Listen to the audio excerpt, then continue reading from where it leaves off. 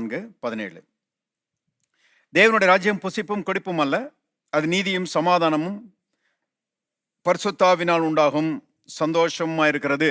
ஜெபமனோம். பரலோகத்தின் தகப்பனே, நன்றியோடு நாங்கள் துதிக்கிறோம். ஆண்டவரே, இந்த நல்ல மாலை வேலைக்காக நமக்கு நன்றி. ஆண்டவரே, நம்முடைய சத்தியத்தை கொண்டு தேவாவியானவர் எங்களோடு இடைப்படுவீராக, எங்களோடு பேசுவீராக. நம்முடைய சத்தியத்தை நாங்கள் ஆழமாய் அறிந்து கொள்ள, புரிந்து கொள்ள எங்களுக்கு உதவி செய்யும். கர்த்தருடைய வார்த்தைகளை கர்த்தாவை நாங்கள் கற்றுக்கொள்ள, விசுவாசிக்க எங்களுக்கு உதவி செய்யும்.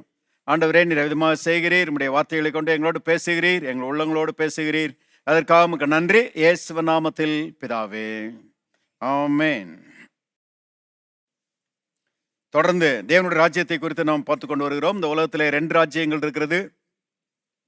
ஒன்று பிசாசனுடைய ராஜ்யம், அடுத்தது தேவனுடைய ராஜ்யம். 2 ராஜ்யங்கள் தான் இருக்குது. பாருங்க, தேவனுடைய ராஜ்யத்தின் தலைவர் ஆண்டவராய் இயேசு கிறிஸ்து. பிசாசின் ராஜ்யத்தினுடைய தலைவன் பிசாசு, லூசிஃபர். பாருங்க, பிசாசின் ராஜ்யத்தில் எல்லா விதமான தீமைகளும் இருக்கிறது. தேவனுடைய ராஜ்யத்தில் எல்லா விதமான நன்மைகளும் இருக்கிறது. எந்த தீமையை சொல்லுங்க, அது பிசாசுடைய ராஜ்யத்தில் இருக்கிறது. எந்த நன்மையை சொல்லுங்க, அது தேவனுடைய ராஜ்யத்தில் இருக்கிறது. பாருங்கள், இந்த 2 ராஜ்யத்தில் ஏதோ ஒரு ராஜ்யத்தில் தான் மக்கள் இருக்கிறாங்க. 2 ராஜ்யத்திலையும் அங்கிட்டு இங்கிட்டு இருக்க முடியாது. நான் 2 ராஜ்யத்தில் இருக்கிறேன் அப்படி யாரும் சொல்ல முடியாது. உதாரணத்துக்கு பாருங்க, நீங்க மதுரையிலையும் சென்னையிலையும் இருக்க முடியாது இல்லையா? ஒன்று மதுரையில் இருப்பீங்க, இல்லைன்னா சென்னையில் இருப்பீங்க. நீங்க இந்தியாவிலையும் அமெரிக்காலையும் இருக்க முடியாது. ஒன்று இந்தியாவில் இருப்பீங்க, இல்லைன்னா அமெரிக்காவில் இருப்பீங்க. அதே போல தான் பாருங்க, ஒன்று தேவனுடைய ராஜ்யத்துக்குள்ள இருக்கிறோம், இல்லைன்னா பிசாசனுடைய ராஜ்யத்துக்குள்ள இருக்கிறோம். இந்த 2 ராஜ்யத்துக்குள்ள தான் மனிதர்கள் இருக்கிறாங்க. தேவனுடைய ராஜ்யத்துக்குள்ள இருக்கிறது யாரு அப்படின்னு கேட்டா, இயேசுவை ஆண்டவராக ஏற்றுக்கொண்டு மறுபடியும் பிறந்தவர்கள், புது சிருஷ்டிகளாக மாற்றப்பட்டவர்கள். அவங்க அற்புத விதமாக பாருங்க, அந்த இருளின் ராஜ்யத்திலிருந்து தூக்கி எடுக்கப்பட்டு தேவனுடைய ராஜ்யத்துக்குள்ளே உட்படுத்தப்படுகிறார்கள். இது இவங்களுடைய கெட்டிக்காரத்தனத்தினால நடந்த ஒரு வேலை கிடையாது. இது தேவனுடைய கிருபையினாலே, அவருடைய வல்லமையினாலே மனுஷனுடைய வாழ்க்கையிலே நடந்த ஒரு அற்புத செயல். பாருங்க, நாம என்ன பண்ணோம்? ஒன்றும் செய்யலை. நாம இயேசுவை ஆண்டவராக ஏற்றுக்கொண்டோம். இயேசு இந்த உலகத்தில் நமக்காக கல்வாரி சிலுவையில் பாடுபட்டு நம்முடைய பாவங்கள், சாபங்கள், நம்முடைய வியாதி, நம்முடைய தரித்திரம் எல்லாத்தையும் அவர் சுமந்து தீர்த்து நமக்காக மரித்து 3ஆம் நாள் உயிர் தெழுந்தார். பாருங்க, அந்த இயேசுவை ஆண்டவர் என்று நம்ம உள்ளத்தில் ஏற்றுக்கொண்டோம். இயேசுவேன் உள்ளத்துக்குள்ளே வாரும் என்று அவருக்கு அழைப்பு கொடுத்தோம். அப்படி அழைப்பு கொடுத்த மாத்திரத்தில், இயேசுவின் மேலே விசுவாசம் வைத்த மாத்திரத்தில், தேவ ஆவியானவர், அருமையானவர்களே, நம்முடைய ஆவியை பிசாசுனுடைய ராஜ்யத்திலிருந்து விடுதலையாக்கி பாருங்க, அன்பின் குமாரனாய் இயேசுனுடைய ராஜ்யத்துக்குள்ளே கொண்டு வந்து விட்டார். இயேசுவை ஏற்றுக்கொண்ட ஒவ்வொருவரும் தேவனுடைய ராஜ்யத்துக்குள்ளே இருக்கிறார்கள் என்று வேதம் சொல்லுகிறது. எத்தனை பேர் இயேசுவை ஏற்றுக்கொண்டிருக்கிறீங்க? எல்லாரும் சொல்லுவோம், நான் ரட்சிக்கப்பட்டிருக்கிறேன், நான் தேவனுடைய ராஜ்யத்துக்குள்ளே இருக்கிறேன். இன்னொரு முறை சொல்லுவோம், நான் ரட்சிக்கப்பட்டிருக்கிறேன், நான் தேவனுடைய ராஜ்யத்துக்குள்ளே இருக்கிறேன். இன்னொரு முறை சொல்லுவோம், நான் ரட்சிக்கப்பட்டிருக்கிறேன், நான் தேவனுடைய ராஜ்யத்துக்குள்ளே இருக்கிறேன். இதுதான் சத்தியம். பாருங்க, இயேசுவை ஏற்றுக்கொண்டு ரட்சிக்கப்படாத யாரா இருந்தாலும் சரி, கிறிஸ்தவ மதத்தில் இருக்கலாம், கிறிஸ்தவ பேர் வச்சிருக்கலாம், குழந்தை ஞானஸ்தானம் எடுத்திருக்கலாம், ஞானத்தாய் ஞானத்தகப்பன்லாம் இருக்கலாம். ஆனா இயேசுவை ஏற்றுக்கொள்ளவில்லை என்றால் அந்த நபர் பிசாசுக்குள்ளதான், பிசாசுனுடைய ராஜ்யத்துக்குள்ளதான் இருக்கிறார் என்று சத்திய வேதம் சொல்லுகிறது.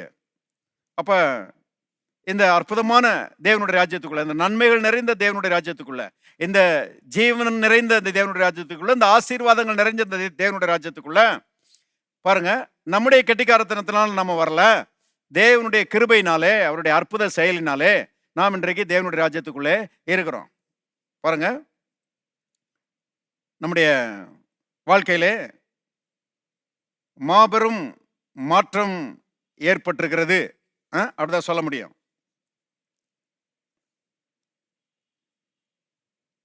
100% தேவனுடைய கிருபையினாலே நம் தேவனுடைய ராஜ்யத்துக்குள்ளே வந்திருக்கிறோம். இதை பற்றி தாவீது எப்படி சொல்லுகிறான் என்பதை பாருங்கள். திருப்போம், சங்கீதம் 16 சங்கீதம் 16 6வது வசனம் பாருங்க. சங்கீதம் 16 6வது வசனம். நேர்த்தியான இடங்களில் எனக்கு பங்கு கிடைத்தது, ஆம் சிறப்பான சுதந்திரம் எனக்கு உண்டு. பாருங்க, இங்கிலீஷ்ல விதமா வருகிறது. The lines have fallen for me in pleasant places. அதாவது விளங்குற மாதிரி, தமிழ்ல விளங்குற மாதிரி சொன்னா பாருங்க, சீட்டு என் பேரில் விழுந்து விட்டது. அதான் சரியான மொழிபெயர்ப்பு. The lines have fallen for me in pleasant places. அதாவது நல்ல பங்குக்கு ஏதுவாக பெரிய நன்மைகள் என் வாழ்க்கையில உண்டாகும்படி சீட்டு என் பேர்ல விழுந்துருச்சு. ரட்சிக்கப்பட்ட தேவனுடைய பிள்ளைகள் ஒவ்வொருவருடைய வாழ்க்கையிலையும் அருமையானவர்களே இந்த அற்புதம் நடந்திருக்குது பாருங்க. பரலோக சீட்டு நம்ம பேர்ல விழுந்துருச்சு. எத்தனை பேர் சந்தோஷமா இருக்கிறீங்க? இன்னைக்கு உலகத்துல கூட அந்த சீட்டு போடுற அந்த வேலையெல்லாம் நடக்குது இல்லையா? இந்த லாட்டரி எல்லாம் இருக்குது. ஏல சீட்டுன்னு சொல்றாங்க, லக்கி டிரான்னு சொல்றாங்க. இப்படியெல்லாம் மக்களுக்கு வந்து ப்ரைஸ் அடிக்குது, லக் அடிக்குது. ஆனா உண்மையா லக் அடிச்ச ஆட்கள் யாருன்னு கேட்டீங்கன்னா ரட்சிக்கப்பட்டவங்க தான். பாருங்க, நம்மை பார்க்கலாம் ரொம்ப நல்லவங்கெல்லாம், ரொம்ப உண்மையானவங்க, உத்தமமானவங்கெல்லாம் ரட்சிக்கப்படாம இருக்கிறாங்க. செத்தா நரகத்துக்கு போவாங்க, பரலோகத்துக்கு போக மாட்டாங்க. பாருங்க, நல்லவங்க, நம்மளை காட்டிலும் பெட்டர் பீப்புள். ஆனா அவங்க இந்த ரட்சிப்புக்குள்ள வரல, நாம இந்த ரட்சிப்புக்குள்ள நினைச்சிருக்கிறோம், வந்திருக்கிறோம். அப்பனா கண்டிப்பா சீட்டு விழுந்ததுனாலதான் நம்ம ஆண்டவருடைய ராஜ்யத்துக்குள்ள வந்திருக்கிறோம். பாருங்க,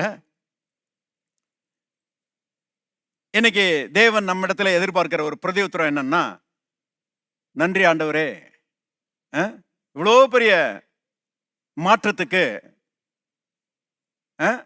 நான் உமக்கு என்னத்தை செலுத்துவேன். இது என்னால ஏற்படுத்த முடியாத ஒரு மாற்றம். பிசாசுனுடைய பிடிக்குள்ள இருந்தேன், அந்த பிடிக்குள்ள இருந்து வெளியவே வர முடியாது.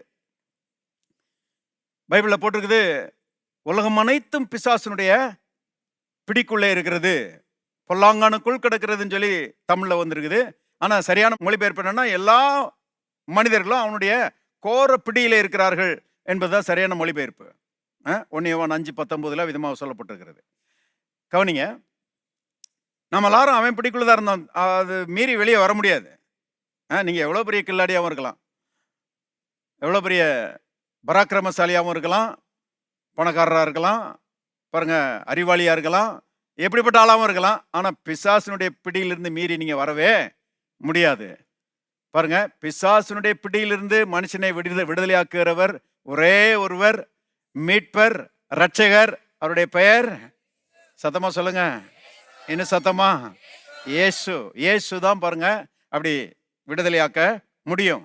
ஆகவே அவருடைய வல்லமையினாலே, அவருடைய பலத்தினாலே நாம் வந்து பிசாசுனுடைய கரத்திலிருந்து விடுதலையாகி இருக்கிறோம்.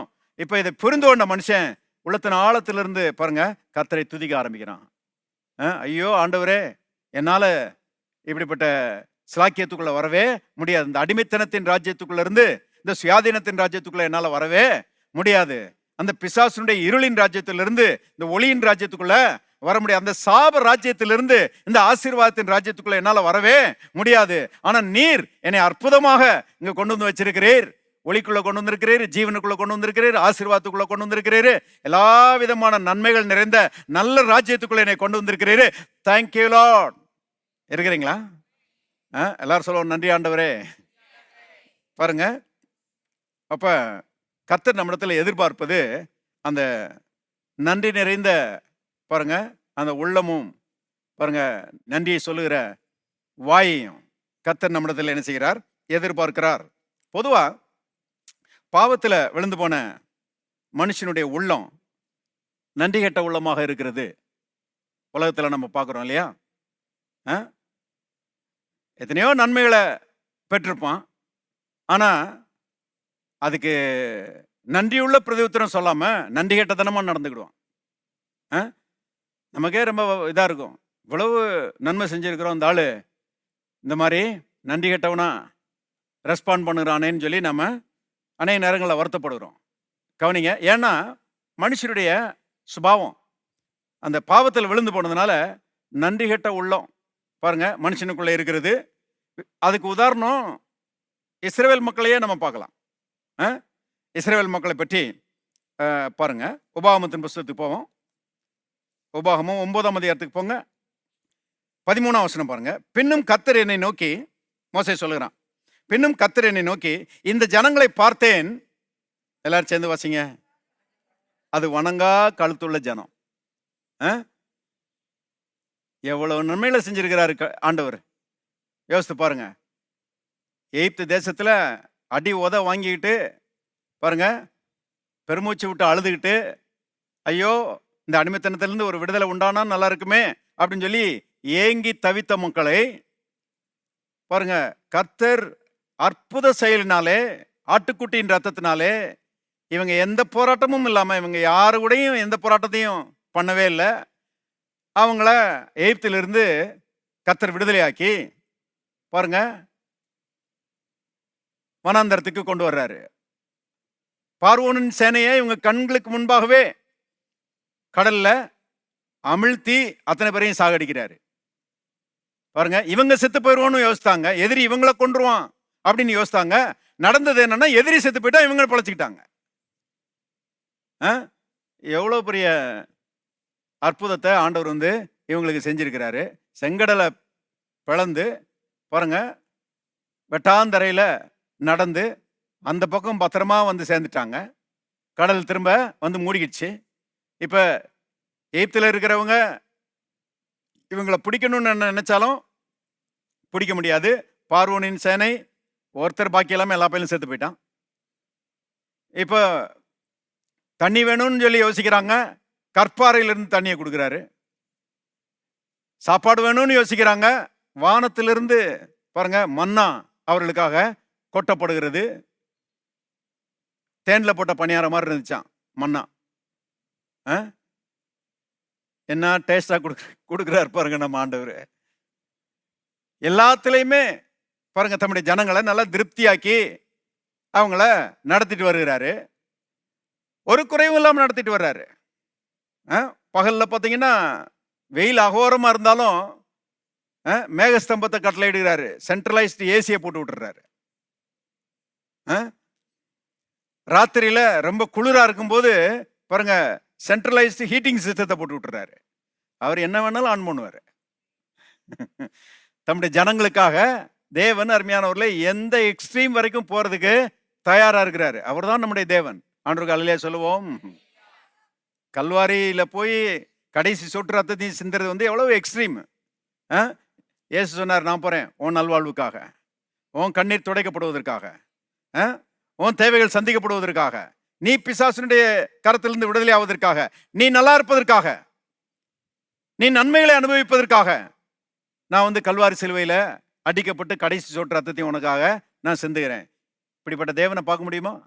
பாருங்க, இவரை போல நல்லவரை எங்கேயுமே நினைச்ச முடியாது, பார்க்க முடியாது. ஆகவே பாருங்க, அவ்வளவு அற்புதங்களை செய்து ஆச்சரியப்படுகிற விதத்துல வனாந்தரத்துல நடத்திட்டு வர்றாரு.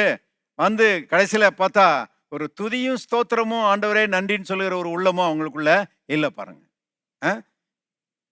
இப்படிப்பட்ட ஒரு சிறையிருப்பிலிருந்து விடுதலையை யாரால கொடுக்க முடியும் கர்த்தாவே? பாருங்க, செங்கடலை கடந்து வந்த உடனே பார்வோன் சேனையெல்லாம் செத்து போன பிறகு கர்த்தரை துதிச்சு பாடுறாங்க. ஆனா அந்த துதி 2-3 நாள் கூட நிக்க மாட்டேங்குது. கர்த்தாவே தேவர்களில் உமக்கு ஒப்பானவன் யார்? துதிகளில் பயப்படத்தக்கவரும் செயல்களில் மகத்துவமானவரும் பரிசுத்தருமாகிய தேவன் உம்மை போல யார் உண்டு சொல்லி நல்லா துதிச்செல்லாம் பாடுறாங்க. ஆனா 3 நாள் தான். பாருங்க, மாறான்ற ஒரு இடத்துக்கு வந்த உடனே, தண்ணி கசப்பா இருந்த உடனே ஒரே முறுமுறுப்பு கர்த்தர் மேல ஒரு குற்றச்சாட்டு. இதுதான் அவர்களுக்குள்ள வந்துச்சு. கொஞ்சம் யோசிச்சிருந்தாங்கன்னா அப்படி பிஹேவ் பண்ணிருக்கவே மாட்டாங்க. ஏன்னா செங்கடலையே திறந்தவர் இந்த கசப்பான தண்ணிய மதுரமா மாத்தி கொடுக்க மாட்டாரா? கண்டிப்பா செய்வார். ஆமென். எந்த தீமையா இருந்தாலும் சரி மாற்றி போடுவார், நன்மைகளை கொண்டு வருகிற தேவன். விசுவாசிக்கிறவங்க அப்படிதான் கர்த்தரை துதிக்கணும் பாருங்க. இன்னைக்கு உங்க வாழ்க்கையில சில கஷ்டங்கள் இருக்குதா? உங்க வாழ்க்கையில சில போராட்டங்கள் இருக்குதா? இத நீங்க மாத்த முடியாது. ஆனா ஆண்டவர் மாத்திடுவார். ஆண்டவர் மாத்தணும்னா நீங்க என்ன செய்யணும்? ஆண்டவரே, இந்த கஷ்டத்தை நீர் மாற்றுகிறபடியால் உமக்கு நன்றி. பெரிய நீண்ட ஜெபங்கள்லாம் அவசியமே இல்லை பாருங்க. கண்ணீர் ஜெபம், மன்றாட்டு ஜெபம், இதுல தான் இன்னைக்கு ஆவிக்குரிய மக்கள் உருட்டிட்டு கிடக்குறாங்க. உபவாச ஜெபம், தண்ணி குடிக்காம உபவாசம் இருக்கிறது, கடுங்காப்பி உபவாச ஜெபம், இப்படி எல்லாம் பாருங்க. நான் அன்னைக்கு சொன்னேன் இல்லையா, அமாவாசை உபவாச ஜெபம், அப்புறம் பௌர்ணமி உபவாச ஜெபம், இதெல்லாம் போட்டு பாருங்க உருட்டி பரட்டிட்டு இருக்கிறாங்க. ஒரு அவசியமும் கிடையாது. கர்த்தரை விசுவாசிச்சா கர்த்தர் அற்புதங்களை, இன்றைக்கும் அற்புதங்களை செய்கிறவராய் இருக்கிறார். ஆனா அந்த ஜனங்க பாருங்க, கர்த்தரை விசுவாசிக்கிறதுக்கு பதிலா கர்த்தரை முறுமுறுத்தார்கள். கர்த்தர் சொல்றாரு, இந்த ஜனங்களை பார்த்தேன், இந்த ஜனங்கள் வணங்கா கழுத்துள்ள ஜனங்கள்னு சொல்லி அவரே பாருங்க விசாரப்படுகிறார். என்னடா இவ்வளவு நன்மைகளை செஞ்சிட்டோம், இந்த ஜனங்க எப்படி பிஹேவ் பண்றாங்களேன்னு சொல்லி கர்த்தருக்கு ரொம்ப மன வேதனை. இப்ப பாருங்க 31:27 பாருங்க. உபாகமம் 31:27. நான் உன் கலக குணத்தையும் உன் கடின கழுத்தையும் அறிந்திருக்கிறேன். இன்று நான் இன்னும் உங்களுடனே உயிரோடு இருக்கையில் கர்த்தருக்கு விரோதமாக கலகம் பண்ணினீர்களே, என் மரணத்துக்கு பின்பு, மோசே பேசுறான், என் மரணத்துக்கு பின்பு எவ்வளவு அதிகமாய் கலகம் பண்ணுவீர்கள். மோசேக்கு பாருங்க இவங்க மேல நம்பிக்கை இல்லை. 40 வருஷம் நடத்திட்டு வந்தாச்சு. இவ்வளவு அடிமைத்தனத்திலிருந்து விடுதலையாக்கி இத்தனை வருஷமா சாகாம நம்மளை வனாந்தரத்தில் நடத்திட்டு வந்திருக்கிறாருன்னு சொல்லி ஒரு எந்த நன்றிப்பு இருக்கும்ல பாருங்க. மோசேக்கே சந்தேகம், நான் உயிரோடு இருக்கும்போதே இந்த மாதிரி கலகம் பண்றீங்களே, நான் உயிரோடு இருக்கும்போதே உங்க கழுத்து ரொம்ப கடினமா இருக்குது, கர்த்தருக்கு விரோதமா இப்படி முறுமுறுப்பா இருக்கிறீங்களே, நன்றி உள்ள ஒரு உள்ளம் உங்ககிட்ட இல்லையே, நான் செத்த பிறகு இன்னும் எவ்வளவு அதிகமா நீங்க நன்றி கட்டத்தனமா நடந்துக்கிற போறீங்கன்னு சொல்லி மோசையே என்ன செய்யறான், வேதனைப்படுகிறான். ஜனங்கள் எப்படி இருந்திருக்காங்க, பழைய ஏற்பாட்டு ஜனங்கள். ஏன் அதை சொல்றேன்னா, நாம அப்படி இருக்கக்கூடாது. நாம எப்போதும் கர்த்தரை துதிக்கிறவர்களாக இருக்கணும். கல்வாரி சிலுவையில நமக்காக பாடுபட்ட இயேசுவை உயர்த்துகிறவர்களாக இருக்கணும். இருக்கிறீங்களா? இருந்தா ஒரு ஆமென் சொல்லுங்க. கர்த்தருக்கு கனத்தையும் மகிமையும் எப்போதும் கொண்டு வருகிறவர்களாக, நம்முடைய வாய் துதி ஸ்தோத்திரத்தினால் என்னாலும் நிறைந்திருக்கும்படியாக பாருங்க அது இருக்க வேண்டும் என்று கர்த்தர் விரும்புகிறார். இப்ப 32:5 பாருங்க. அவர்களோ தங்களை கெடுத்து கொண்டார்கள், அவர்கள் அவருடைய பிள்ளைகள் அல்ல, இதுவே அவர்கள் காரியம். அவர்கள் எல்லாரும் சேர்ந்து வாசிங்க. மாறுபாடும் தாறுமாறும் உள்ள சந்ததியார். மாறுபாடும் தாறுமாறும் உள்ள சந்ததியார்னு சொல்லி இஸ்ரவேல் மக்களை பற்றி எப்படி சொல்லப்பட்டிருக்குது பாருங்க. தாறுமாறான ஆட்கள். நன்மைகளை வாங்கினாங்க, நன்மைகளை வாங்கி அனுபவிக்கும் போதே பாருங்க கர்த்தரை நல்லா துதிச்சிருக்கலாம், கர்த்தரை உயர்த்தி இருக்கலாம், கர்த்தரை கனமணி, ஆண்டவரே இவ்வளவு செஞ்சிருக்கிறீரு, இன்னைக்கு வரைக்கும் எங்களை கைவிடல, இன்னும் வரப்போற நாட்கள் நீர் எங்களை கைவிட மாட்டீரு, எங்களை கானான் தேசத்துக்குள்ள கொண்டு போய் சேர்ப்பீரு, எதிரிகளெல்லாம் மடங்கடிப்பீரு, அப்படிலாம் பாருங்க இவங்க துதிச்சிருந்தாங்கன்னா எப்படி இருந்திருக்கும் பாருங்க. ஆனா அதை செய்யவே இல்லை அவங்க. யோசுவாவும் காலேபும் தவிர வேற யாரும் அந்த மாதிரி செய்யவே இல்லை பாருங்க. மாறுபாடும் தாறுமாறும் உள்ள சந்ததியாக அவர்கள் இருந்தார்கள். 28 பாருங்க. 32:28 கர்த்தர் சொல்றாரு பாருங்க. அவர்கள் யோசனை கெட்ட ஜாதி, அவர்களுக்கு உணர்வு இல்லை. ஏன் என்ன பாருங்க, திரும்ப திரும்ப அவங்கள பற்றி டிஸ்கிரிப்ஷனை பாருங்க, அவங்க விளக்கங்களை. யோசனை கெட்ட ஜாதி, கொஞ்சம் கூட திங்க் பண்ண மாட்டேங்கிறாங்க. கொஞ்சம் நல்லா சிந்திச்சாங்கன்னா காரியங்கள் என்ன செஞ்சிடும், விளங்கிரும். கர்த்தர் என்ன என்பது விளங்கிரும். கர்த்தரை பாருங்க பாராட்ட ஆரம்பிச்சிருவாங்க, துதிக்க ஆரம்பிச்சிருவாங்க. ஆனா யோசனையே இல்லாம, உணர்வே இல்லாம அவர்கள் இருக்கிறார்கள் என்று சொல்லி கர்த்தரே பாருங்க அவர் வேதனையோடு சொல்லுகிறதை நாம் பார்க்கிறோம். எரேமியா, எசேக்கியேல் போன்ற தீர்க்கதரிசிகள்லாம் இதை பற்றி சொல்லும் போது என்ன சொல்லுகிறாரு, கல்லான இருதயம் உங்களுக்குள்ள இருக்குதுன்றாங்க. இருதயம் கல்லா இருக்குது, உணர்வு இல்லாம இருக்குது என்று அவர்களை பற்றிய ஒரு குற்றச்சாட்டு வைக்கப்படுகிறது. கவனிங்க, பொதுவா நான் என்ன சொல்ல வரேன்னா, இந்த பாவத்துல விழுந்து போன மனுஷனுடைய உள்ளம் அப்படி ஒரு இன்சென்சிட்டிவா, ஒரு கல்லு மாதிரி இருக்குது.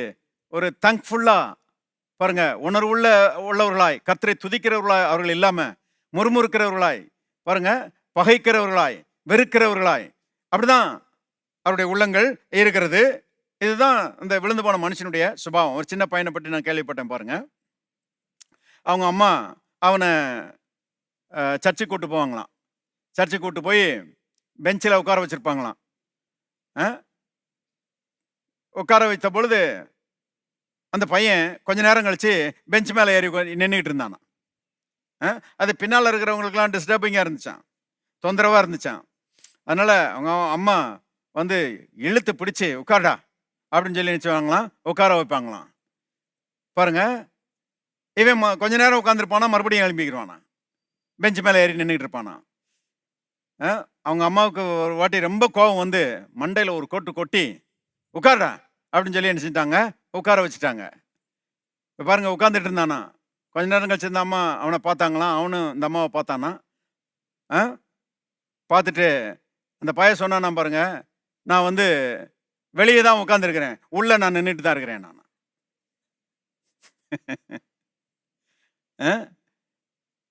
பாருங்க, இந்த பாவத்தில் விழுந்து போன மனுஷனுடைய நிலைமையை பாருங்க. அப்படி ஒரு ஒரு ரிபல்லியஸ் ஸ்பிரிட், ஒரு கலகம் பண்ணுகிற ஒரு உள்ளம் அவனுக்குள்ளே இருக்கிறதை நாம் வந்து பார்க்கிறோம். மாறுபாடும் தாறுமாறும் உள்ள சந்ததி என்று தேவன் சொல்லுகிற அளவுக்கு இஸ்ரவேல் மக்களே நடந்து கொண்டார்கள். அவர்கள் வந்து யோசனை கெட்ட ஜாதின்னு சொல்லி சொல்றாரு. இதுக்கு ஒரு உதாரணத்தை பாருங்க. உபாகமத்தின் புஸ்தகத்துக்கு போவோம். 32ஆம் அதிகாரம், உபாகமம் 32 10ஆம் வசனத்திலிருந்து பாருங்க. பாழான நிலத்திலும் ஊழையிடுதலும் உள்ள வெறுமையான அவாந்திர வெளியிலும் அவர் அவனை கண்டுபிடித்தார். இஸ்ரவேல் மக்களை எப்படி கண்டுபிடிச்சாரா? எங்க கண்டுபிடிச்சாரா? பாழான நிலத்திலும் ஊழையிடுதல் உள்ள வெறுமையான அவாந்திர வெளியிலும் அவர் அவனை கண்டுபிடித்தார். இவங்களாம் அரண்மனையில் வாழ்ந்தவங்க இல்ல. பாருங்க, அடிமைத்தனத்துல, எகிப்து தேசத்துல, சேரியில வாழ்ந்தவங்க அவங்க. பார்வோன் வந்து அண்ட ஒரு குடிசை அரை வைத்து கஞ்சியில தான் இவங்கள வச்சிருந்தான். அப்படிப்பட்ட நிலைமையில வாழ்ந்தவங்க. அதனாலதான் கர்த்தர் சொல்றார், பாலான நிலத்திலும் ஊழையிலுள்ள வெறுமையான அவாந்திர வெளியிலும் அவர் அவனை கண்டுபிடித்தார், அவனை நடத்தினார், அவனை உணர்த்தினார், அவனை, எல்லாரும் சேர்ந்து வாசிங்க, தமது கண்மணியை போல காத்தருளினார். எப்படி காத்தாரா? கண்மணியை போல. அப்ப தேவன் அப்படிப்பட்டவர் தான். இன்னைக்கும் நம்மளை எப்படி பாதுகாக்கிறாரு? கண்மணியை போல என்ன செய்யறாரு? பாதுகாக்கிறாரு. தீமைகள் நிறைஞ்ச உலகமா இருக்குதா? ஆமா. ஆனா இதன் மத்தியில கண்மணியை போல பாதுகாக்கிற தேவன் இருக்கிறாரு. ஒரு சேதமும் அணுகாதபடி நம்மை பாதுகாக்கிற நல்ல தேவன் நம்ம கூட செய்றாரு, இருக்கிறாரு. பாருங்க, இஸ்ரவேல் மக்கள் அப்படி கண்மணியை போல காத்தருளினார். 11ஆவது வசனம் பாருங்க. கழுகு தன் கூட்டை கலைத்து தன் குஞ்சுகளின் மேல் அசைவாடி தன் செட்டைகளை விரித்து அவைகளை எடுத்து அவைகளை தன் செட்டைகளின் மேல் சுமந்து கொண்டு போகிறது போல கர்த்தர் ஒருவரே அவனை வழி நடத்தினார், அந்நிய தேவன் அவரோட இருந்ததில்லை.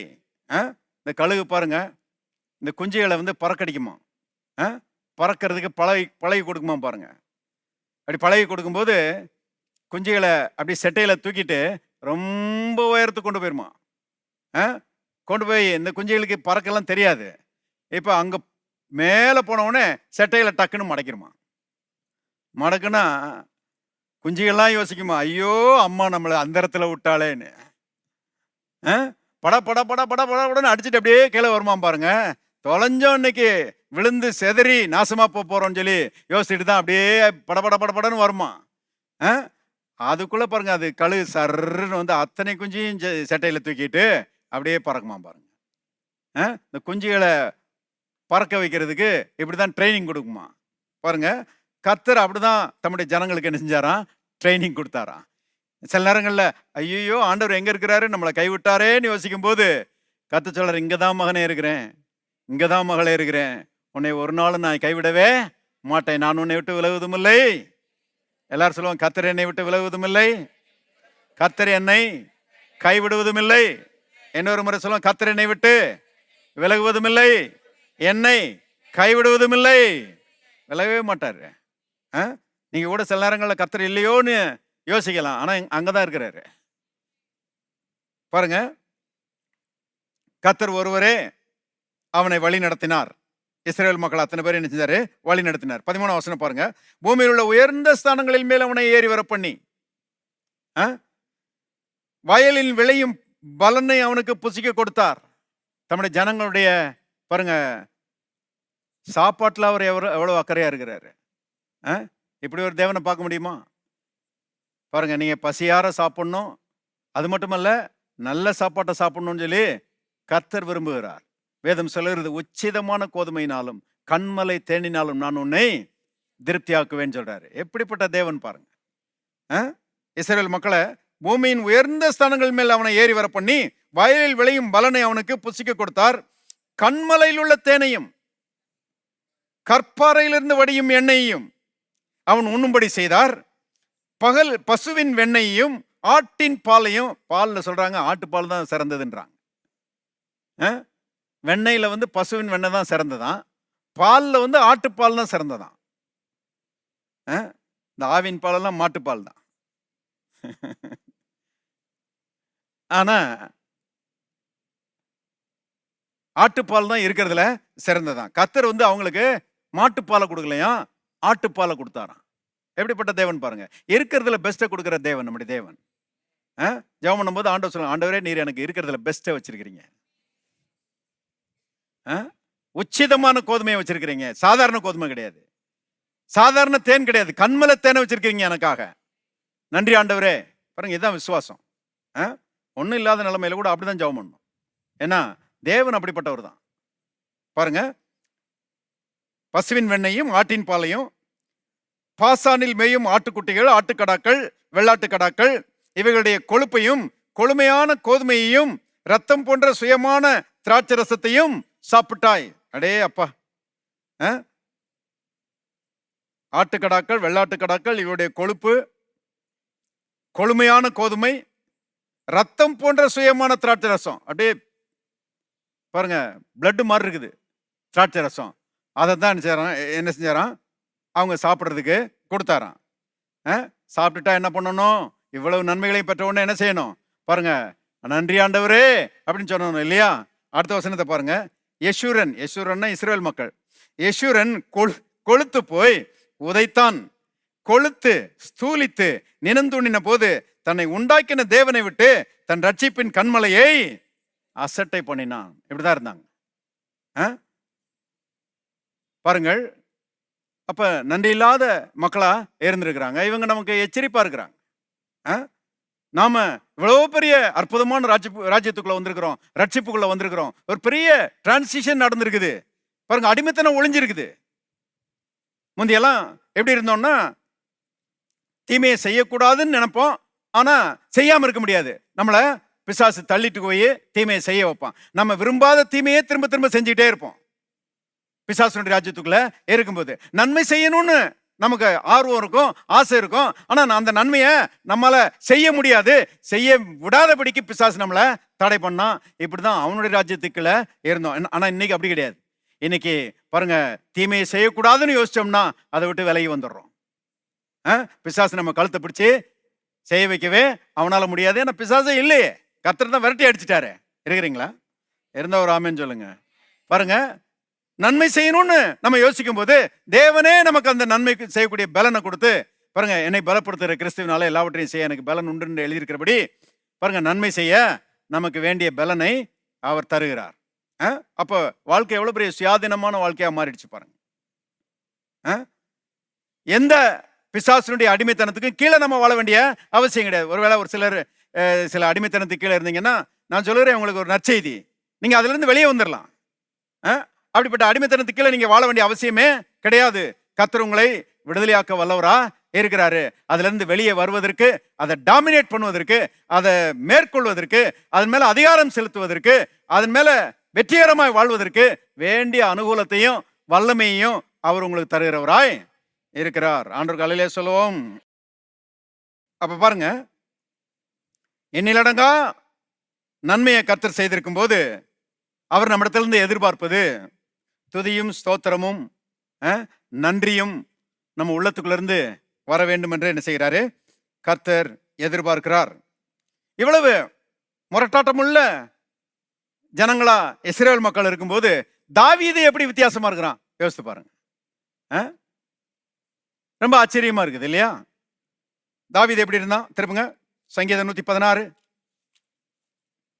சங்கீதம் 116 12.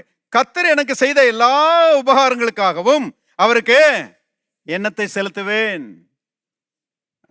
13ஆம் வசனம், ரட்சிப்பின் பாத்திரத்தை எடுத்துக்கொண்டு கர்த்தருடைய நாமத்தை தொழுது கொள்ளுவேன்.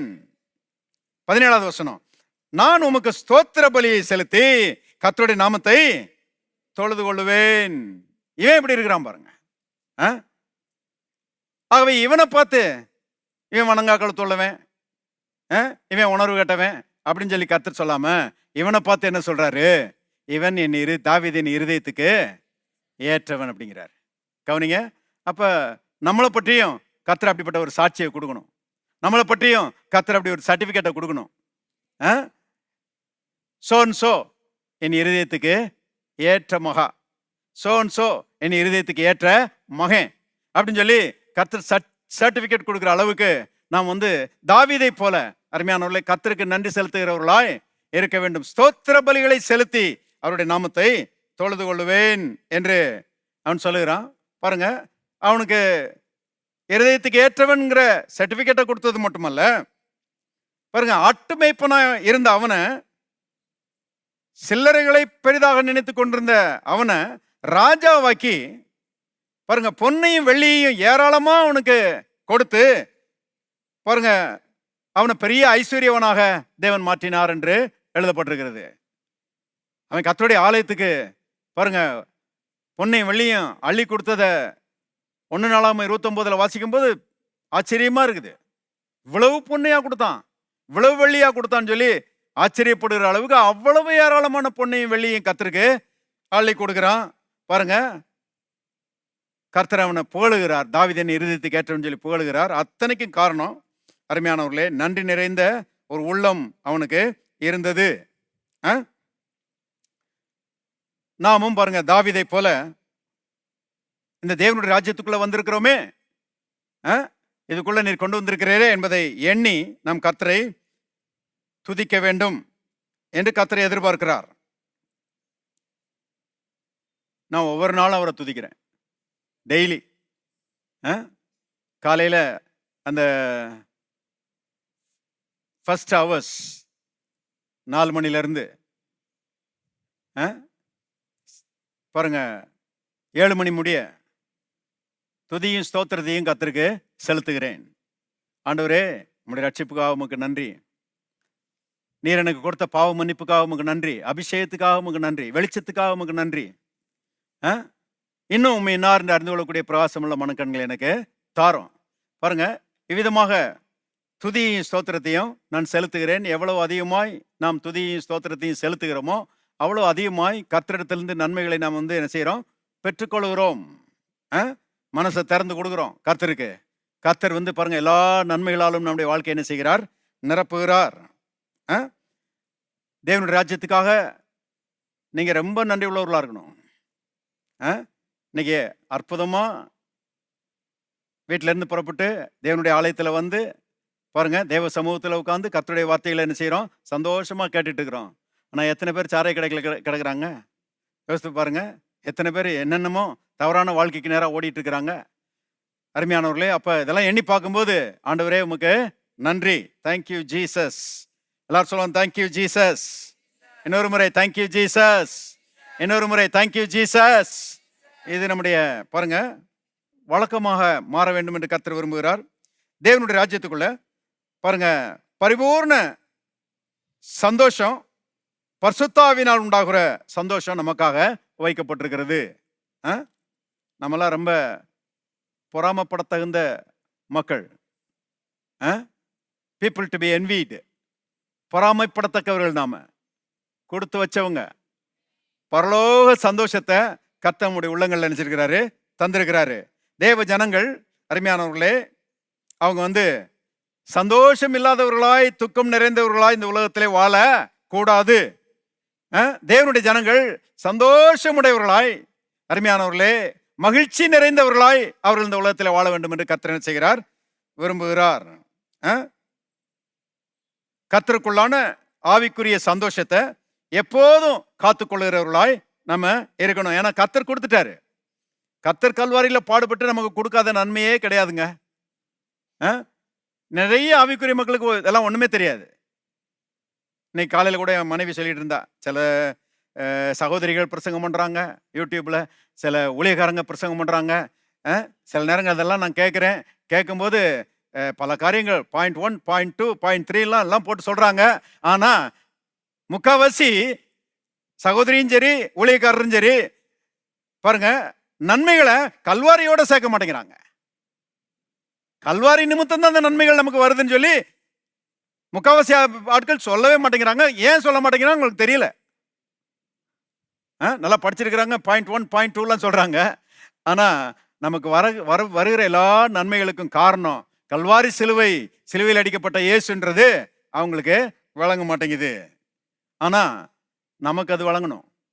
சின்ன நன்மையா இருந்தாலும் சரி, பெரிய நன்மையா இருந்தாலும் சரி, எல்லா நன்மைகளும் தேவனுடைய பிள்ளைகளே கல்வாரியிலிருந்து நமக்கு இறங்கி வருகிறது. ஆமீன். கல்வாரி சிலுவை தான் நம்முடைய ஆசீர்வாதத்துக்கு ஆதாரமா இருக்கிறது. கல்வாரி சிலுவையை மறந்துட்டோம்னா அப்புறம் ஆசீர்வாதத்தை நம்ம ரிசீவ் பண்ண முடியாது, பெற்று அனுபவிக்க முடியாது. அதனாலதான் அப்போஸ்தலனாகிய பவுல் சொல்லுகிறாரு. அப்போஸ்தலனாகிய பவுலை பற்றி வருகிற நாட்கள்ல பேசலாம்னு நினைக்கிறேன். பாருங்க, அவருக்கு ஒரு பெரிய வெளிப்பாடு.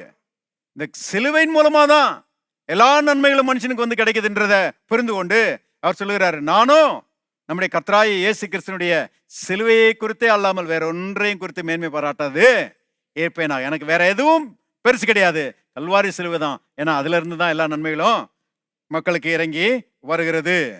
பாருங்க, அப்ப கர்த்தர் நமக்கு கொடுத்துட்டாரு. இப்ப கவனிங்க, பிசாசு அந்த சந்தோஷத்தை எடுத்துட்டு போக, திருடிட்டு போக அவன் வர்றான்.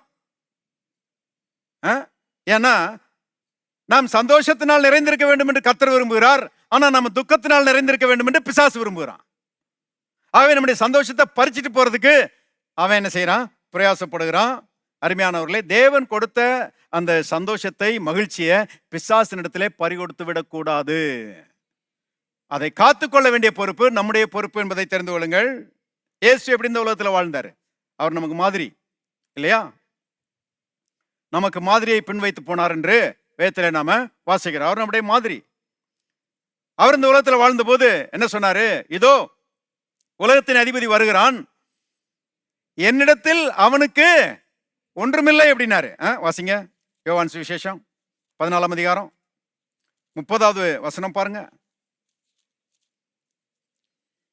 இனி நான் உங்களுடனே அதிகமாய் பேசுவதில்லை, இந்த உலகத்தின் அதிபதி வருகிறான். எல்லாரும் சேர்ந்து வாசிக்கலாம். அவனுக்கு என்னிடத்தில் ஒன்றுமில்லை. அதாவது என்கிட்ட பறிச்சுட்டு போறதுக்கு அவனுக்கு எதுவுமே கிடையாது. அதாவது என்கிட்ட இருக்கிற எதையுமே அவனால பறிச்சுட்டு போகவே முடியாது. எப்படி பாத்தீங்களா? அவர் அவருக்கு கொடுக்கப்பட்ட எல்லா நன்மைகளையும் தக்க வைத்துக் கொள்கிறவராக, பிசாசினிடத்திலே பறிகொடுக்காதவராக, பிசாசை மடங்கடிக்கிறவராக, பிசாசை விரட்டி அடிக்கிறவராக, தேவன் கொடுத்த ஆசீர்வாதங்களை பாருங்க அணைத்துக் கொள்கிறவராக இயேசு இருந்தாரு. நாமளும் அப்படிதான் இருக்கணும். பாருங்க, அவர் சொன்னாரு, என் ஜீவனை ஒருவனும் என்னிடத்திலிருந்து எடுத்துக்கொள்ள மாட்டான் அப்படின்னாரு. பிசாசுக்கு தான் வர்றான், ஜீவனை எடுக்கிறதுக்கு வர்றான், சந்தோஷத்தை எடுக்கிறதுக்கு வர்றான், சமாதானத்தை எடுக்கிறதுக்கு வர்றான். அவனுக்கு பேரே திருடன். உங்ககிட்ட இருந்து இருக்கிற நன்மைகளை பறிச்சுட்டு போறதுதான் அவனுடைய வேலை. உங்க சந்தோஷத்தை பறிக்கிறது, உங்க சுகத்தை பறிக்கிறது, உங்க காசை பறிக்கிறது, எல்லாம் பாருங்க நஷ்டத்தை ஏற்படுத்துகிறது பிசாசு. கவனிங்கள். ஆனா குட் நியூஸ் என்னன்னா, நற்செய்தி என்னன்னா, இந்த பிசாசின் மேல அதிகாரத்தை கர்த்தர் நமக்கு கிடைச்சிருக்கிறாரு, கொடுத்திருக்கிறாரு. அவனை விரட்டி அடிக்கக்கூடிய உரிமையையும் ஸ்லாக்கியத்தையும் அதிகாரத்தையும் கர்த்தர் நமக்கு தந்திருக்கிறார். இருக்கிறீங்களா? பிசாசினுடைய பாச்சா நம்ம வாழ்க்கையில பலிக்க வேண்டிய அவசியமே கிடையாது. அவன் பெரிய பெரிய ஆட்கள்லாம் ஏமாத்தி விடுவான். ஆனா நம்மளை ஏமாத்த அவனால முடியாது. ஏன்னா உலகத்தில் இருக்கிறவனிலும் நமக்குள் இருக்கிறவர் பெரியவர். ஆமென். எல்லாரும் சொல்லுவோம், உலகத்தில் இருக்கிறவனிலும் எனக்குள்ள இருக்கிறவர் பெரியவர். இன்னொரு முறை சொல்லுவோம், உலகத்தில் இருக்கிறவனிலும் எனக்குள்ள இருக்கிறவர் பெரியவர். அவர் பெரியவரா இருக்கிறதுனால பிசாசு நம்மளை வஞ்சிக்க முடியாது. வஞ்சிக்க நாம அவனுக்கு இடம் கொடுக்க வேண்டிய அவசியம் இல்லை. பாருங்க, அப்புறம் சொல்றாரு, என் ஆடுகள் என் கரத்தில் இருக்கிறது, அவைகளை ஒருவனும் என்னிடத்திலிருந்து எடுத்துக்கொள்ள மாட்டான் அப்படிங்கிறாரு. என் ஜீவனை ஒருத்தனாலையும் பறிக்க முடியாது. என் ஆடுகள் என் கருத்துக்குள்ள இருக்கிறாங்க, அவங்கள யாரும் என் கருத்திலிருந்து பறிக்க முடியாது. என்ன மாதிரி ஒரு ஒரு உரிமையா பேசுறாரு பாருங்க. அதாவது என்கிட்ட இருந்து எதையுமே பிசாசு என்ன செய்ய முடியாது, எடுக்க முடியாது. இப்ப நீங்களும் அப்படிப்பட்ட மனநிலையை உடையவர்களாக இருக்க வேண்டும். என்கிட்ட இருந்து எதையுமே பிசாசு என்ன செய்ய முடியாது, எடுக்க முடியாது, எடுக்க விட மாட்டேன். நான் இருக்கிறீங்களா? இயேசுவின் ரத்தத்தை தெளிப்பேன், நான் இயேசுவின் நாமத்தை நான் உச்சரிப்பேன். சமாதானம் என்னுடையது என்று நான் சொல்லுவேன், சந்தோஷம் என்னுடையது என்று நான் சொல்லுவேன், ஆரோக்கியம் என்னுடையது என்று நான் சொல்லுவேன். இல்லையா? பாருங்க, பலவீனமா இருந்தா கூட நீங்க எல்லாம் என்ன சொல்லணும்? கிறிஸ்துவுக்குள் நான் பலவான். ஏன்னா பலவீனன் எவனும் தன்னை பலவான் என்று சொல்வானாக. காலையில எந்திரிச்ச உடனே பாருங்க, ஜெபம் பண்ணும்போது நான் சுகவான், நான் பலவான், நான் ஆரோக்கியவான், நான் சௌக்கியவான், நான் சமாதானவான், நான் ஐஸ்வர்யவான். இருக்கிறீங்களா? இப்படி சொல்லும் போது பிசாசு அதை நம்மகிட்ட இருந்து எடுக்க முடியாது. ஏன்னா அதை நமக்கு உரியதாக, நமக்கு சொந்தமானதாக நாம எடுத்துக்கொள்கிறோம், உரிமை பாராட்டுகிறோம், அது என்னுடையது என்று நான் சொல்லுகிறோம். பாருங்க, பிசாசுக்கு அது மேல அதிகாரமே கிடையாது. எல்லாரும் சொல்லுவோம், நான் சுகவான், நான் பலவான், நான் ஆரோக்கியவான், நான் சௌக்கியவான், நான் சமாதானவான், நான் ஐஸ்வர்யவான். பாருங்க, அவ்விதமாக சொல்லி நம்முடையதை பாருங்க நாம் காத்துக்கொள்ள வேண்டும் என்று கர்த்தர் விரும்புகிறார். விசேஷமா சந்தோஷம், இந்த சந்தோஷத்தை, பரலோக சந்தோஷத்தை, பரிசுத்தாவினால் உண்டாகிற சந்தோஷத்தை கர்த்தர் நம்முடைய உள்ளங்கள்ல தந்திருக்கிறாரு. அதனாலதான் டான் காசட் அப்படிங்கிற ஒரு பிரசங்கியார் சொல்றாரு, a smile is my style அப்படிங்கிறாரு. சிரிப்பு தான் என்னுடைய ஸ்டைல் அப்படிங்கிறாரு. இன்னைக்கு எதையோ ஸ்டைல் நினைச்சிட்டு இருக்கிறாங்க. சிகரெட் பிடிக்கிற ஒரு ஸ்டைல்ன்றாரு ஒருத்தர். அதெல்லாம் குப்பை. கர்த்தரால் சந்தோஷத்தினால் நிரப்பப்பட்டவர்கள் நல்ல புன்சிரிப்போட சிரிச்ச முகமா இருக்கிறாங்களே, அருமையானவர்களே, அதுதான் பாருங்க கவர்ந்து இழுக்கிறது பாருங்க ஆட்களை. அது ஒரு பெரிய வல்லமை என்று வேதம் திட்டமாய் சொல்லுகிறது. இந்த உலகத்துல நாம் வாழுகிற நாட்கள்ல எப்படி வாழணுமா? திருப்புங்க சங்கீதம் 118, சங்கீதம் 118 24 பாருங்க. இது கர்த்தர் உண்டு பண்ணின நாள், இதிலே களிகூர்ந்து மகிழ கடவோம். எப்படி சொல்லப்பட்டிருக்கு பாருங்க. ஒவ்வொரு நாளும் கர்த்தர் உண்டு பண்ணின நாள். காலையில சூரியன் உதிக்குது இல்லையா, விடியுது பாருங்க, நாள் பிறக்குது. அந்த நாள்ல நம்முடைய வாழ்க்கை எப்படி இருக்கணுமா பாருங்க, களிகூர்ந்து மகிழ்கிற ஒரு வாழ்க்கையா இருக்கணுமா? எல்லாருடைய வாழ்க்கை எப்படி இருக்குதா யோசித்து பாருங்க. ஐயோ பரிதாபம். அநேகர் என்ன யோசிக்கிறாங்கன்னா, ஏன் விடிய காலம் வருது, ஏன் ராத்திரி வருது, ஏன் நாள் பிறக்குது, ஏன் நான் அந்த உலகத்துல வாழுகிறேன்? இப்படிதான் நிறைய மக்கள், பாவத்துல வாழுகிற மக்கள் பாருங்க சங்கடத்தோட வாழுகிறாங்க. இந்த நாளை எப்படி தள்ளுறது, இந்த மாசத்தை எப்படி தள்ளுறது, இந்த வாரத்தை எப்படி தள்ளுறது அப்படின்னு சொல்லி பாருங்க படாத பாடு மக்கள் படுகிறார்கள். ஆனா ரட்சிக்கப்பட்ட தேவனுடைய பிள்ளைகள் காலையில எழும்பின உடனே என்ன சொல்லணும்? இது கர்த்தர் உண்டு பண்ணின நாள், இதிலே களிகூர்ந்து மகிழக்கூடவும். நான் களிகூர்ந்து மகிழ்வதற்காக கர்த்தர் இந்த நாளை எனக்கு உண்டாக்கி தந்திருக்கிறார். இது கர்த்தர் உண்டு பண்ணின நாள். அப்படி பார்க்கணும் பாருங்க. Thank you for this day Lord, இந்த நாளுக்காக உங்களுக்கு நன்றி ஆண்டவரே அப்படின்னு சொல்லி தான் ஆரம்பிக்கணும். நாளையே அப்படிதான் செய்யணும், ஆரம்பிக்கணும். ஏன்னா நாம் களிகூர்ந்து மகிழும்படி கர்த்தர் இந்த நாளை நமக்கு தருகிறாராம். சங்கீதம் 90, சங்கீதம் 90 14வது வசனம் பாருங்க. நாங்கள் எங்கள் வாழ்நாளெல்லாம் களிகூர்ந்து மகிழும்படி காலையிலே எங்களை உமது கிருபையினாலே திருப்தியாக்கும். வாழ்நாளெல்லாம், எல்லாம் சொல்லுவோம் வாழ்நாளெல்லாம். சிலர் கேட்கிறாங்க, எல்லா நாளுமா? ஆமா, எல்லா நாளும் சந்தோஷமா இருக்கிறது தான் ஆண்டவருடைய சித்தம். இல்ல சில நாளும் நல்லா இருக்கும் பிரதர், சில நாளும் மோசமா இருக்கும் பிரதர். அப்படி விசுவாசிங்கன்னா நீங்க எடுத்துட்டு போங்க அந்த மாதிரி ஒரு வாழ்க்கைய.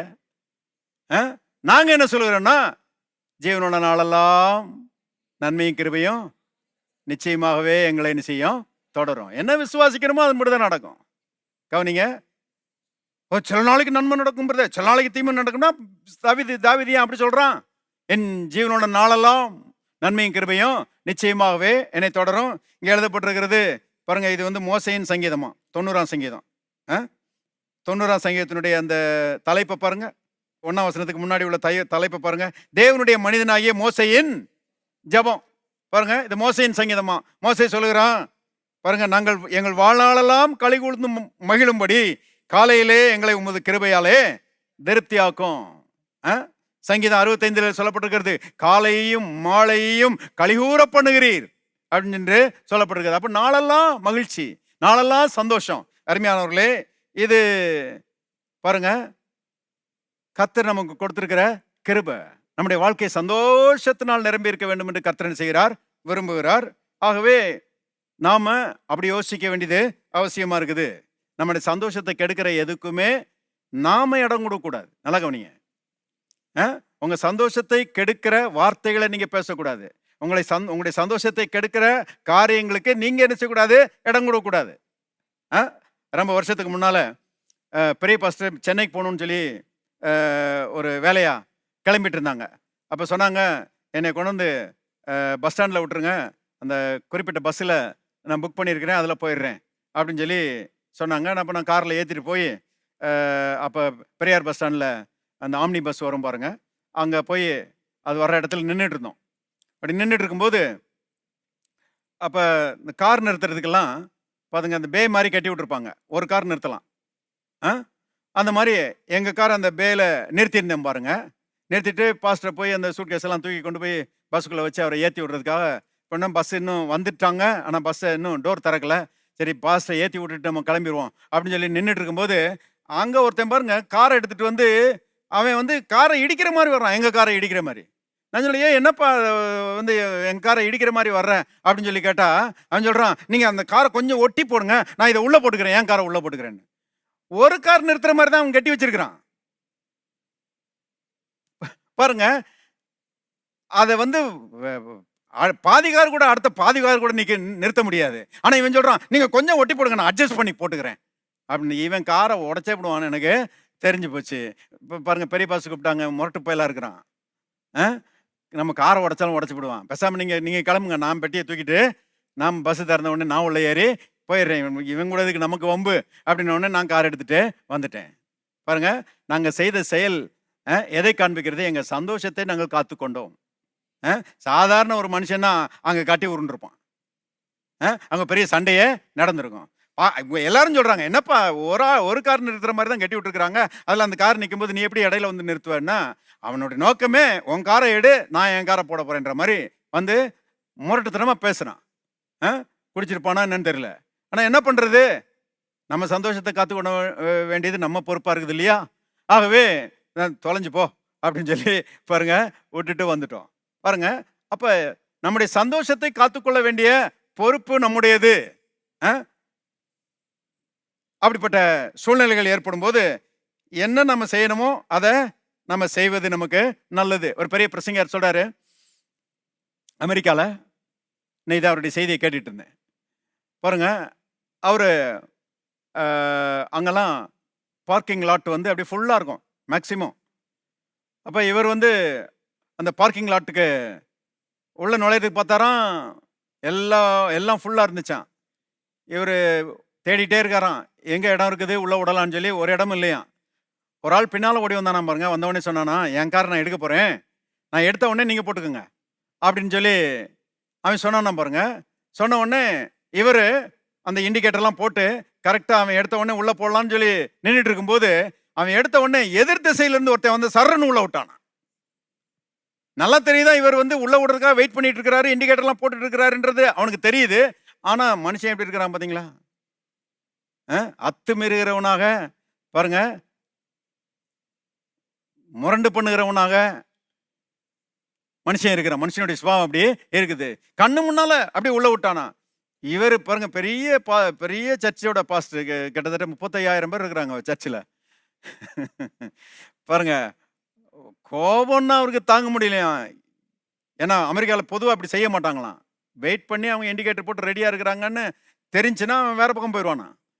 பாருங்க, வேணும்னே உள்ள விட்டானா. இவருக்கு கோபம், ஆனா அடிச்சு அவனை சத்தம் போடலான்னு பார்த்தாரான். கத்த சொன்னாரான், எதுக்கு இவங்க கூட போய் மல்லு கட்டி இருக்க போற நீ? உனக்கு இன்னொரு இடத்த தரேன்னு சொல்லி கொஞ்சம் தூரம் போனவொடனே நல்ல இடம் கிடைச்சா உள்ள விட்டாரான். அவர் சொல்றாரு, என் சந்தோஷத்தை நான் காத்துக்கொண்டேன், இல்லைன்னா அந்த நாள் முழுவதும் எனக்கு பெரிய கஷ்டமா இருக்கும். பாருங்க, இப்படிப்பட்ட சம்பவத்திலே நம்ம வந்து துக்கத்தை ஏற்படுத்துகிற காரியங்களை நாமளே என்ன செஞ்சிடலாம், அவாய்ட் பண்ணிடலாம். சந்தோஷத்தை நாம் தெரிந்து கொள்ள வேண்டும் என்று கர்த்தர் விரும்புகிறார். ஏன்னா வேதம் சொல்கிறது, கர்த்தருக்குள் மகிழ்ச்சியா இருப்பதே நம்முடைய பலன். மகிழ்ச்சியை விட்டுட்டீங்கன்னா பலவீனமா போயிட்டீங்கன்னு அர்த்தம். பலவீனம் போயிட்டீங்கன்னா சவால்களை நீங்க எதிர்கொள்ள முடியாது, எதிரிய மேற்கொள்ள முடியாது. பாருங்க, எதிர்ப்புகளை ஜெயிக்க முடியாது. பலவீனர்களா இருந்தீங்கன்னா எதிர்ப்பை எப்படி நீங்க ஜெயிக்க முடியும்? பலமுள்ளவர்களா இருந்தீங்கன்னா எதிரியை விரட்டலாம், எதிர்ப்புகளை ஜெயிக்கலாம். பாருங்க, ஜெயம் எடுக்கலாம், வெற்றி பெறலாம், முன்னேறி செல்லலாம். அருமையானவர்களே, ஆகவே கர்த்தருக்குள் மகிழ்ச்சியா இருப்பதே நம்முடைய பலன் என்று எழுதப்பட்டிருக்கிறது. திருப்புங்க கொலோசியர் 1ஆம் அதிகாரம். கொலோஸ் சபைக்காக பவுல் ஜெபம் பண்றாரு பாருங்க, 11வது வசனம். கொலோசியர் 1:11. சந்தோஷத்தோட கூடிய எல்லா பொறுமையும் நீடிய சாந்தமும் உண்டாவதற்கு மகிமையான அவருடைய வல்லமையின்படி எல்லா வல்லமையாலும் பலப்படுத்தப்படவும் உங்களுக்காக வேண்டுதல் செய்கிறோம். இதை வழங்குற மாதிரி வாசிக்கிறேன். சந்தோஷத்தோட கூடிய எல்லா வல்லமையாலும் பலப்படுத்தப்படும்படி உங்களுக்காக வேண்டுதல் செய்கிறோம். அப்ப சந்தோஷம் தான் நம்மை பலப்படுத்துகிறது, இல்லையா? பாருங்க, நீங்க ஒரு பேங்க்கு போறீங்க அல்லது ஒரு ஆஃபீஸ்க்கு போறீங்க. அப்படி போகும்போது அங்க இருக்கிற ஆட்கள் சிலர் பார்த்தீங்கன்னா மூஞ்ச தொங்க போட்டு உருன்னு இருப்பாங்க. சிலர் பார்த்தீங்கன்னா சிரிச்ச முகமா இருப்பாங்க. உங்களுக்கே யார்கிட்ட போகணும் போல இருக்கும், அந்த சிரிச்ச முகமா இருக்கிறாங்களே அவங்ககிட்ட போற போல இருக்கும். ஏன்னா அவங்க தே ஆர் ஹாப்பி, சந்தோஷமா இருக்கிறாங்க, மற்றவர்களுக்கு உதவி செய்யறதுலையும் சந்தோஷமா இருக்கிறாங்க. ஆனா அந்த உருன்னு இருக்கிற ஆட்கள்கிட்ட போனீங்கன்னா அவன் என்ன யோசிக்கிறான், எதுக்கடா இந்த ஆள் வந்தாருன்னு சொல்லி அவன் என்ன நினைச்சுறான், யோசிக்கிறான். அப்ப சந்தோஷ குணம், அந்த சந்தோஷமா இருக்கிற அந்த நிலைமை ஆளையே மாத்திருது, இல்லையா? ஆளுனுடைய கவுண்டனன்ஸ், அந்த முக ரூபத்தையே மாத்திருது, பிஹேவியரே மாத்திருது. அப்ப சந்தோஷம் எவ்வளவு முக்கியம் பாருங்க. நாமும் மற்றவங்களை கவர்ந்து இழுக்கணும்னா சந்தோஷமுடையவர்களாக இருக்க வேண்டும் என்று கர்த்தர் செய்கிறார், விரும்புகிறார். துக்கத்தை தூக்கி எரிஞ்சிடணும். துக்கம் நம்முடையது அல்ல. இருக்கிறீங்களா? ஒரு அம்மா ஒரு பிரசங்கிட்ட வந்தாங்களாம். வந்தவொடனே சொன்னாங்களாம், பிரச்சனையை சொல்றதுக்கு முன்னாடி நெஞ்சே வெடிக்கிற மாதிரி அழுதாங்களாம் பிரசங்கியார்ட்ட. பிரசங்கியார் சொன்னாராம், ஹோல்டான், அழுகை நிறுத்துங்க, என்ன பிரச்சனை சொல்லுங்க, அதுக்காக ஜெபம் பண்ணும், எதுக்கு இந்த மாதிரி அழுகுறீங்க அப்படின்னு சொல்லி பிரசங்கியார் கேட்டாராம். ஐயா, எங்க ஆஃபீஸில் 20 பேர் வேலை செய்கிறோம். அந்த அம்மா சொன்னாங்களாம், 20 பேர் வேலை செய்கிறோம், 20 பேர்ல நான் மட்டும்தான் ரட்சிக்கப்பட்டிருக்கிறேன். இயேசுவை ஏற்றுக்கொண்டு ரட்சிக்கப்பட்ட ஆளு நான் தான். மற்ற 19 பேரும் ரட்சிக்கப்படல. எல்லாரும் என் மேல காய்மகாரமா இருக்கிறாங்க, என் மேல கரிச்சு கொட்டுற ஆட்களா இருக்கிறாங்க, என்னை கேலி பண்ற ஆட்களா இருக்கிறாங்க. அதனால எனக்கு வேலை ஸ்தலத்தில் ஒரே கஷ்டம், வேலையை எழுதி கொடுத்துட்டு வந்துடலாமான்னு யோசிச்சுட்டு இருக்கிறேன், வேலையே பார்க்க முடியல அப்படின்னு சொல்லி ஆண்டவர்கிட்ட இதுக்காக ஜெபம் பண்ணுங்க அப்படின்னு சொல்லி அந்த அம்மா கேட்டாங்களாம். பிரசங்கியார் கேட்டாராம், ரட்சிக்கப்பட்டிருக்கிறீங்களா அப்படின்னு சொல்லி கேட்டாராம். ஆமா, பிதா குமாரன் பரிசுத்த ஆவியானவர் சர்வலோகத்திலும் பெரியவர் உங்களுக்குள்ள இருக்கிறாருன்னு உங்களுக்கு தெரியுமா அப்படின்னு சொல்றான். ஆமா தெரியும். உலகத்தில் இருக்கிறவனிலும் உங்களுக்குள்ள இருக்கிறவர்ன்றது தெரியுமா? ஆமா தெரியும். இவ்வளோ பெரிய தேவனை உள்ள வச்சுக்கிட்டு இத்தனை பேருக்கு முன்பாக நீங்க வெக்கப்படுறது அவருடைய சித்தமா இருக்குமா? ஆகவே அடுத்து நீங்க வேலைக்கு போகும்போது உலகத்திலே பெரியவர் என் கூட இருக்கிறாருன்னு சொல்லி அந்த விசுவாசத்துல போங்க. இவங்கெல்லாம் யாரு? இந்த 19 பேர் எம்மாத்திரம். இந்த தேவன் உங்க கூட இருந்து உங்களுக்காக ஃபைட் பண்ணுவாரு, அத்தனை பேரும் மாறுவாங்க. கேலி பண்றவங்களாம் உங்களை புகழ்ந்து பேசுற ஆட்களா மாறுவாங்க. ஏன் நீங்க அப்படி விசுவாசிக்க கூடாது? தேவாதி தேவன் உங்க கூட இருக்கிறாரு அப்படின்னு சொல்லி பாருங்க, பிரசங்கியார் சொல்லி தலையில கை வச்சு ஜெபம் பண்ணி விட்டுட்டாராம். அந்த அம்மாவுக்கு பாருங்க இது வரைக்கும் இல்லாத வெளிச்சம். அடே அப்பா, பிதா குமாரன் பரிசுத்த ஆவியானவரே எனக்குள்ள இருக்கும்போது இவனுக்கு இதுக்கு நான் பயப்படணும் அப்படின்னு சொல்லிட்டு பாருங்க, அடுத்த திங்கட்கிழமை சந்தோஷமா வேலைக்கு போனாங்களாம். அந்த அந்த அம்மா போனதை பற்றி அந்த அம்மாவே சொல்லுதான் பாருங்க, காலில் ஸ்ப்ரிங் மாட்டின மாதிரி போனேன் நான். அப்படி குதிரை போன மாதிரி போய் எல்லாரும் இப்படி பார்வை பார்த்து எல்லாம் சந்தோஷமா சிரிச்சிட்டு நான் பாட்டில் என் வேலையை பார்த்தேன். அத்தனை பேரும் பார்த்தானுங்களாம். என்னடா அது நம்ம இன்னைக்கு மட்டும் வித்தியாசமா வருது, மூஞ்ச தொங்க போட்டே வரும், இன்னைக்கு என்ன நம்ம சிரிச்ச முகமா வருது அப்படின்னு சொல்லிட்டு இப்படி பார்த்துட்டே இருந்தானுங்களாம். பாருங்க, இந்த அம்மா எப்போது பார்க்கலாம் வேலையில ரொம்ப சிறப்பா, ஏன்னா கத்தர் கூட இருக்கிறாருன்னு உணர்வு வந்துருச்சு பார்த்தீங்களா. எல்லாத்தையும் கரெக்டா நேரத்துக்கு பக்காவா எல்லாத்தையும் செஞ்சுட்டே இருந்தாங்களாம். பாருங்க, கொஞ்சம் கொஞ்சமா கேலி பண்றவன்லாம் பாருங்க இந்த அம்மாவை ரெஸ்பெக்ட் பண்ண ஆரம்பிச்சிட்டானா.